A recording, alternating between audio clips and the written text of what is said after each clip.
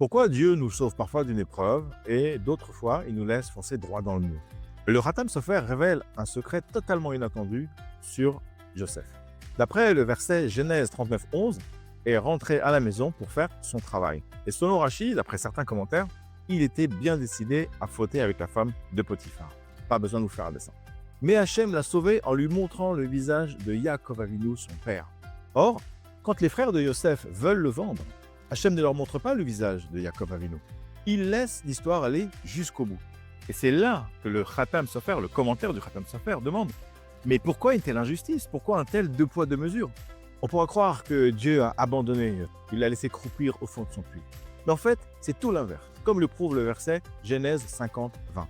Vous aviez pensé à me faire du mal, mais Dieu l'a pensé en bien.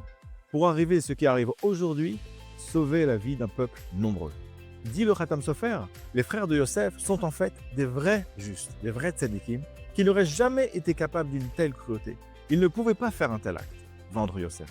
Et en fait, ils furent tout simplement poussés par le ciel, exactement comme Yehuda a été poussé vers Tam. Cette vente, qui ressemblait à une erreur humaine, était en fait une stratégie divine.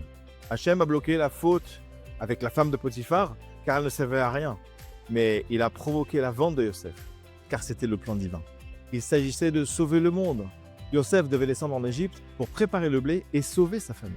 Et il n'a donc aucune haine envers ses frères, car il sait qu'ils ont agi pour servir le projet divin en tant que juste.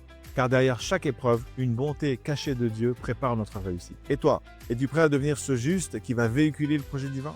Es-tu prêt à dévoiler les bontés cachées que Dieu te prépare? Suis-moi pour plus de force.